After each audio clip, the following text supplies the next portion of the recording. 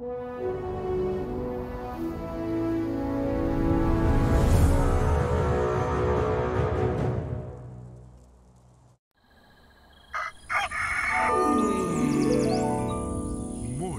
with Max. And 1, 2, 3, 4. It's Friday, Friday. Gotta get down on Friday. Everybody's looking forward to the weekend, weekend. Friday, Friday. Gotta get down on Friday. Everybody's looking forward to the weekend. Partying, partying, yeah. Partying, partying, yeah.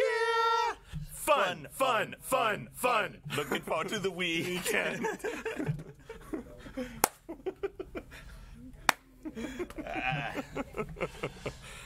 Oh man.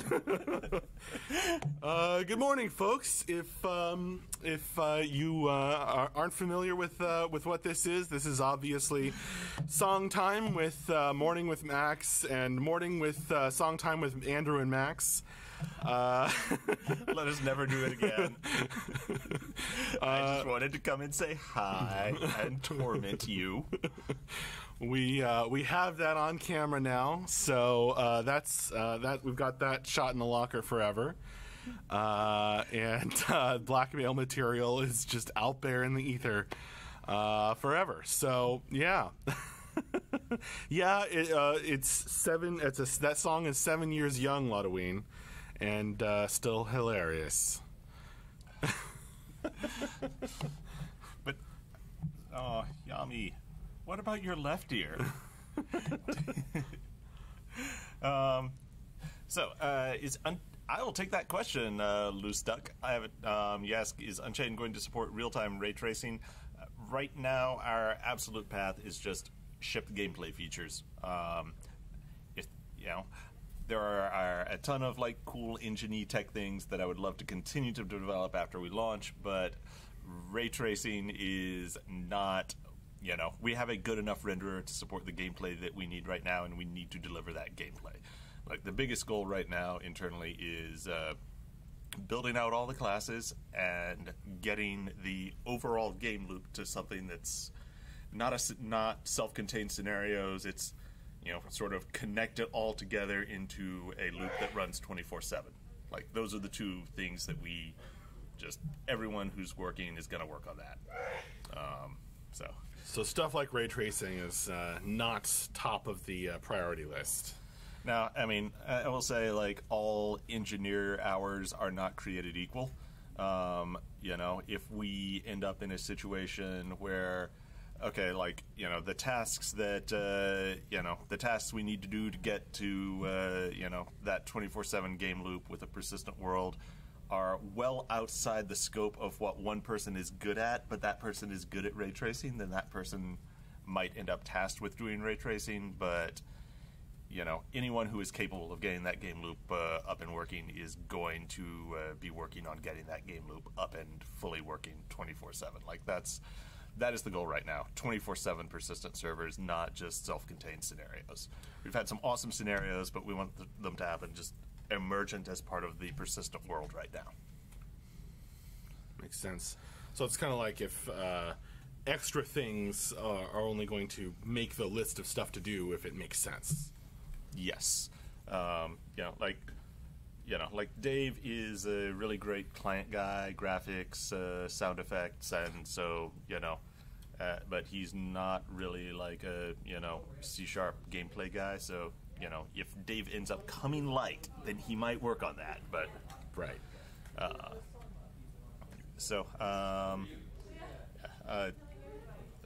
I'll answer another question. Is there a roadmap for which class archetype you guys want to work on next after mages are in? Yes, there is a roadmap. Nice. I know that's like... So next question. It exists. That's the danger of asking a yes or no question. The planning meeting has happened. We have not... I cannot say... So, kind of the next major area, there are three sort of things out there, which is like the Devout and Hybrid Caster classes, and then there are the scouts, and then there are the crafters. The devout and hybrid casters are likely to come online first because they require the least additional stuff. Scouts, we need to finish out like really good visibility text server side, so that I think that is a very, very important part. But yeah, well, I would like scouts and crafters to come in next, but they have some dependencies. Crafters. Well, scouts, the main thing is just, like, we need a little bit of help on the visibility side to constantly be tracking visibility on the server. It's not just about building out skills and abilities. Right. And then full-time crafters are hugely important to the game world, like, to having that persistent loop. Like, it's not just that, there's a server that's up 24/7. By a loop, I mean that there is always something to do where, the one person's actions create things for other people to do. Right. So it's got to have that full cycle of people working together. So you gather resources, and then you craft things with the resources, and you build and take keeps, and by doing that, you open up resources, and it feeds around into a loop. So getting the crafters in there is that's super important to having that. Like, I call it an economy. Economy is not entirely the right word, but it is a cycle of creation and destruction of material and resources and power and energy. So those are the most important thing, and that's going to come online in a minimal form quickly, but it's also going to be very, very iterative as we build the dials, and also the classes that are going to be most subject to balancing and rebalancing as we go, because those are the ability, really, I mean, the knobs on class balance for crafters are the knobs for the economy as a whole. Right. And I think we're doing some things about actually making that emergent, reactive, just like things like how many pieces of armor that have wolf pelts as an ingredient are currently in circulation? How many uncrafted wolf pelts are in people's inventories? Adjust the spawn rate of wolves. So there are fewer dependencies for getting the basic 0.01 version of crafters in the game. Yes. But, probably the last to come together in a final form. Right.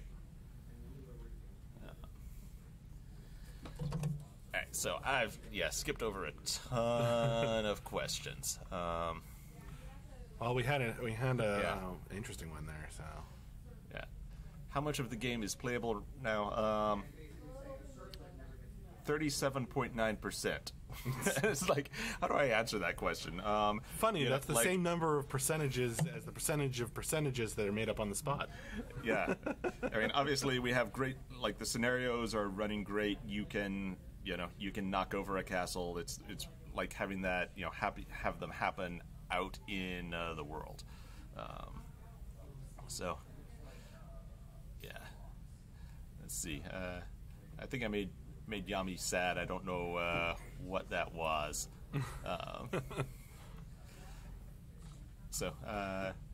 Probably waiting for scouts, just like me. Okay, so wow, Yami with all the questions. It's probably been answered many times in different ways, but I always forget. How malleable would you say the yet-to-be-implemented archetypes are regarding your intended gameplay loop? In other words, on a scale of 1 to 10, how married would you say you are to those classes as described on the site versus how you want to actually see them in-game? In terms of how we want to see them in the game, maybe 8 or 9 out of 10. How much they are likely to diverge once we have all the classes in and see how they are interacting.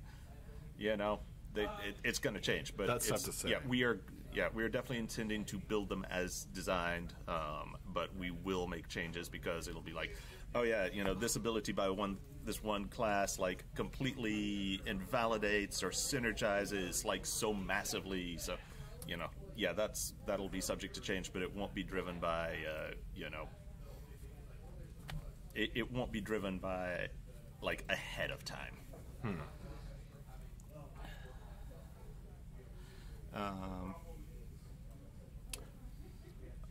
I can answer that one, Yomi. The scenarios that we're using for testing now, do you think those scenarios remain after launch on game? Marcus said the ones that we have right now are for testing, right? Yeah. The sort of path that you should see forward is scenarios becoming bigger and bigger, and and ultimately, like, there's just one scenario that runs all the time. If we wanted to do like a battle royale kind of thing that's a self-contained scenario, we could, but I'm going to leave that decision to Mark on do we want to do that as a separate product, or do we want to do it as like and he said right now we don't standalone have mode? I'm not going to answer that, and that's going to be a decision above my pay grade. That's not something we're working on right now, but yeah, but it would be cool. So, what else we got? I just wanted to come say what hi. Do you mean? I'm I assume Mark's gonna do the update today. I think he's not feeling well. Oh, he's not. So I think you might be on the hook, Andrew. Uh-oh. Save your questions, folks. Well, I don't know who's going to be doing the update, but I should have checked the out-of-office email.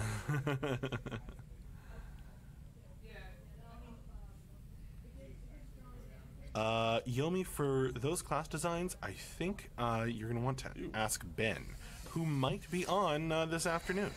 Yep, Andrew and Ben is a common stream tag team. Definite possibility. Ben Andrew.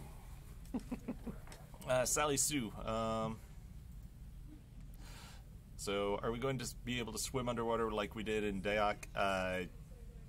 I'm not going to say no, but I think there's a strong sense that there will not be another Trials of Atlantis for reasons. Oh boy. So we're building not Trials of Atlantis. I know. No, Solutar. Andrew just responded to a question that was being asked on YouTube. We have a sort of a chat app that pulls the chat from both. We're multi-streaming to both Twitch and YouTube. Multi-stream. Yeah. It's a multi-stream. It sounds like a Final Fantasy VI skill or something. It sounds like that line from The Fifth Element. Lilu Max multipass. Exactly. Multi-stream. That was unnerving. Let's move on.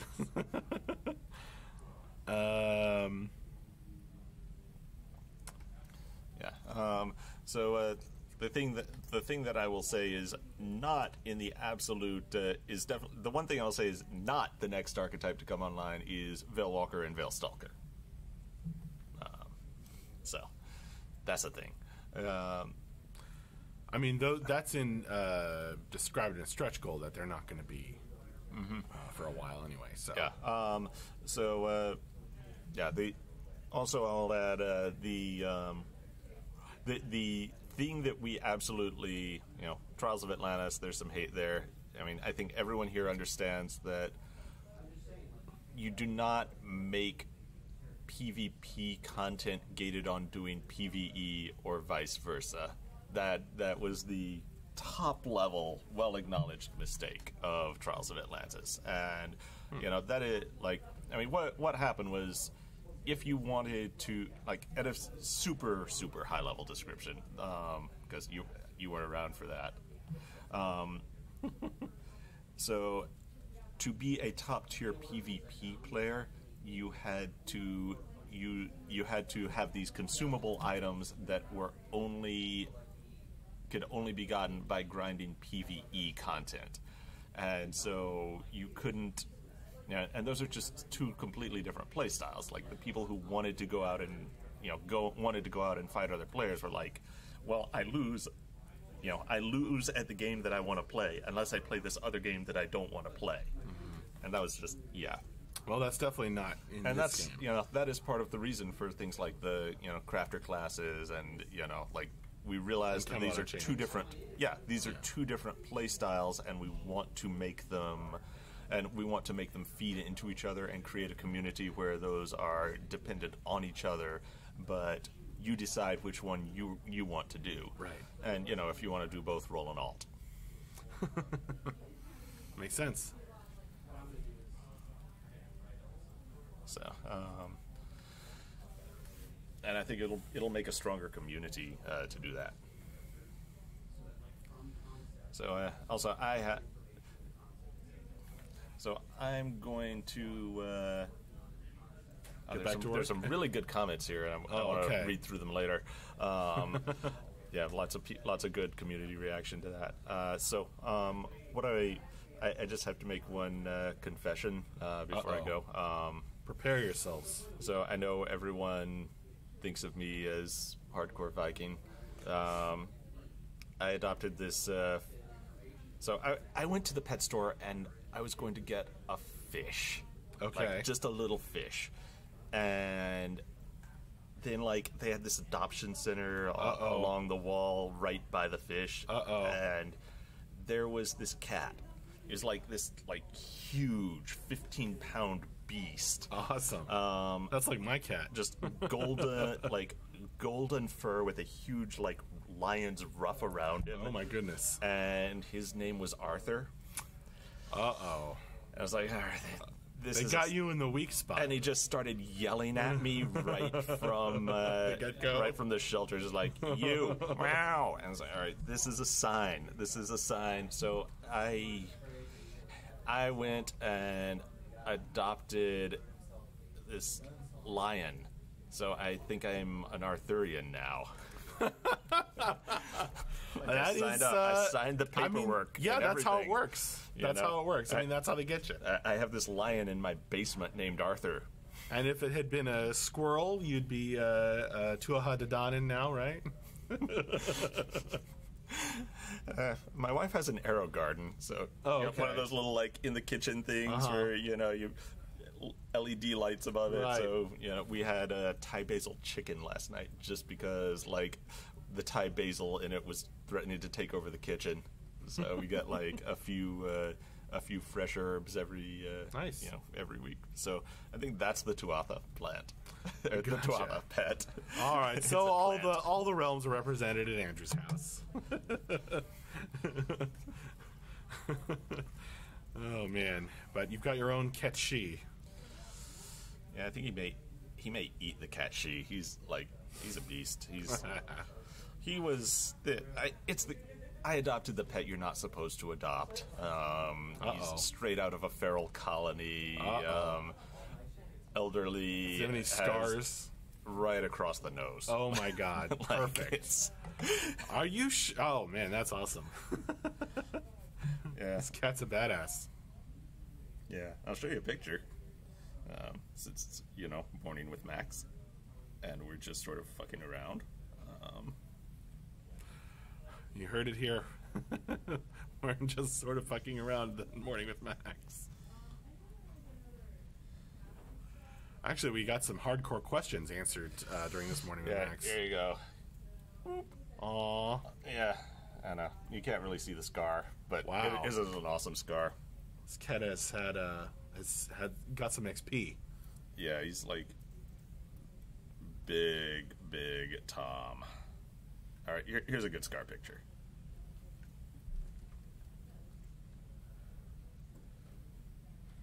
Nice. Yeah, look at that scar.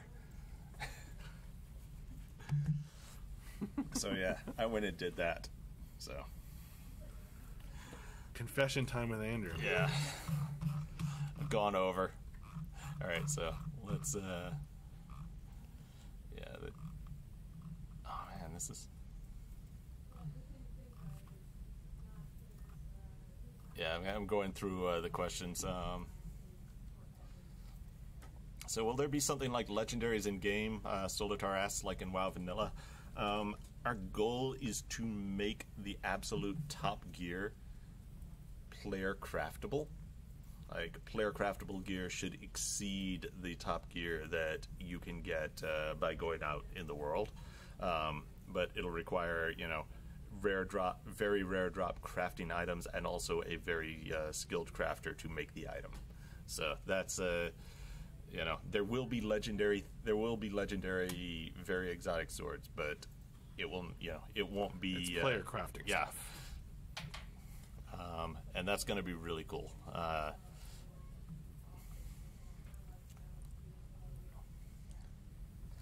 Let's see. Yeah, pretty much all the gear except like starter gear. Yeah. So you don't start naked. Yeah, Ficos on YouTube says, stuff. "What I loved with TOA, someone loved something about TOA, is the feeling of working for the war effort by farming scrolls for your guild, chilling out with the beer when you're not in the mood for PvP." And that is like I'm not saying that TOA was it was all bad. Like, the idea of, hey, there's legendary stuff in the world that you need to be great at PvP, forcing you to do that for yourself was the mistake. So we're trying really hard to make those things feed into each other As a realm support kind of thing. Yeah. Everybody contribute. Yeah, and see, Ficos, I hope farming for crafters can recapture that feeling. And it was for the people who liked it. It was good. It's just like, we want to make sure that you can depend on each other. Lots more great comments. Santaram, I heard somewhere CSG said release date this year. It is our goal. It is our goal. I do not. We are not promising, but yeah, we want to get there.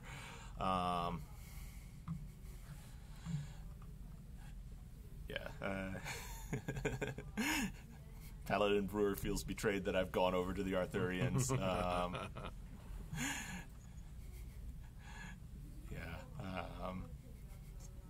At least it wasn't a fern that caught my eye, says Indian Bot. Otherwise, I'd be in the Tuatha. It's just the basil. Yeah. Mumblefish says, should have gone for the fish. I still got the fish. Oh, okay. Yeah, so now I've got a little teeny beta bull and like a lion. That's awesome.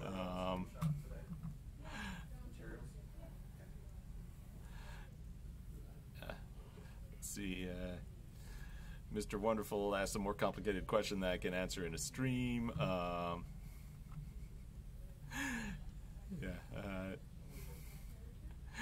Solantar likes the beard stroking, so I'm just going to keep doing this.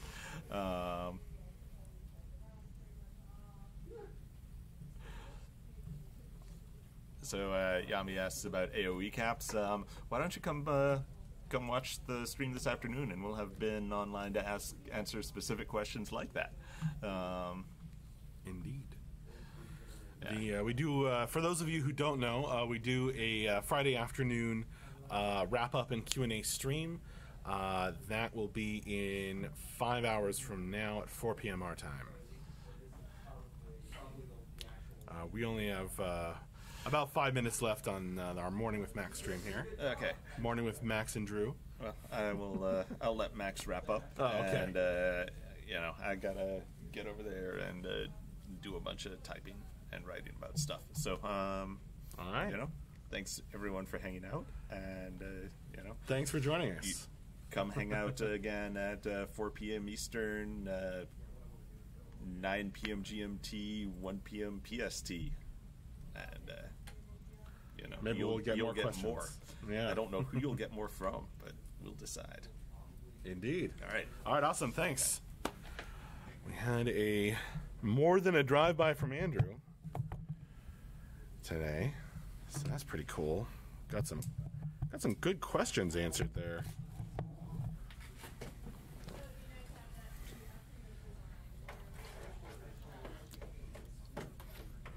Oh, that was his.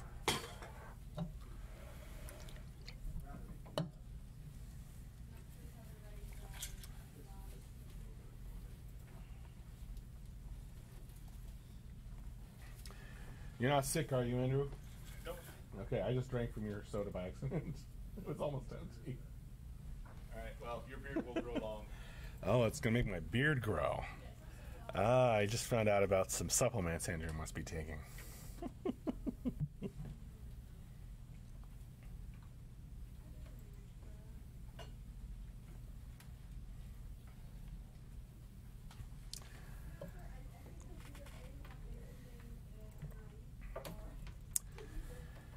Hey there, Telwan. Damn too late. Have to watch the recording after it is finished.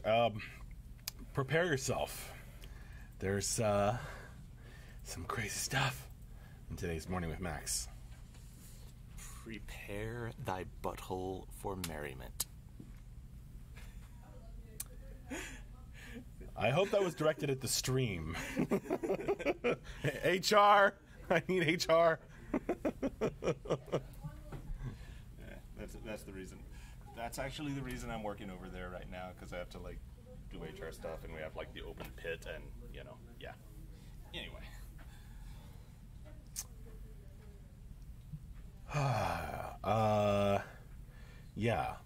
For sure next time, Halloween.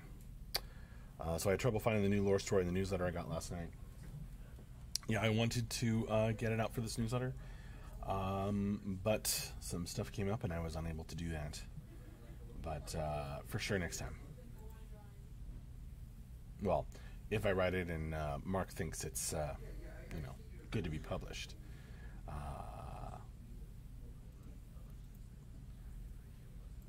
Yeah.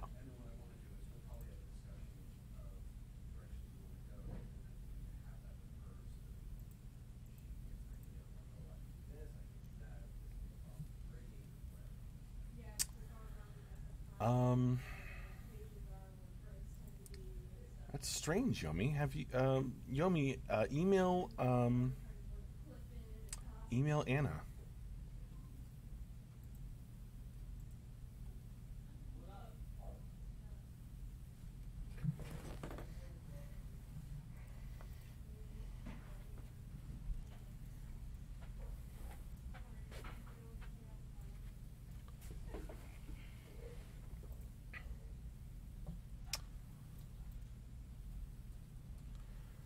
Oh no, Halloween.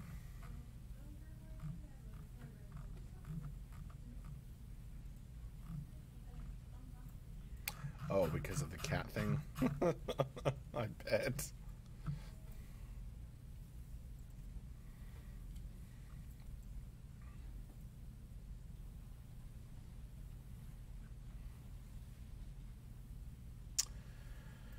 NCal, when will we get a non-PayPal payment option?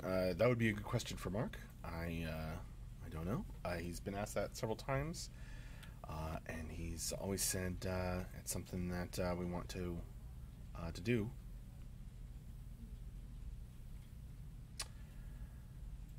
I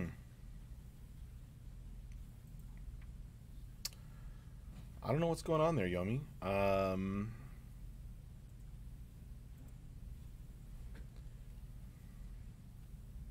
Try again, I guess. Not sure.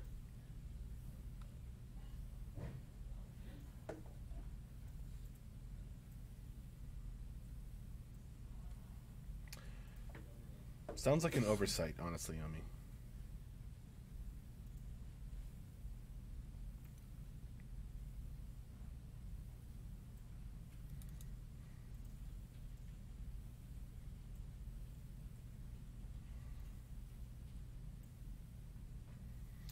Yeah, try the two different emails. I think it's jobs at City State Entertainment, and try Anna's email as well. Should work. All right.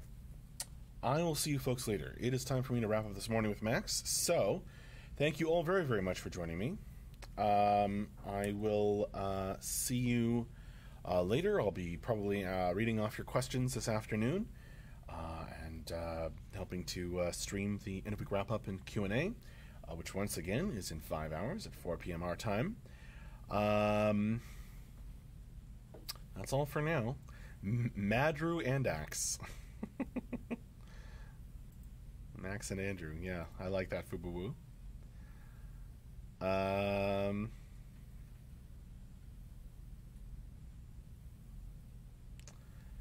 right. See you later, folks. Thanks again. Bye-bye.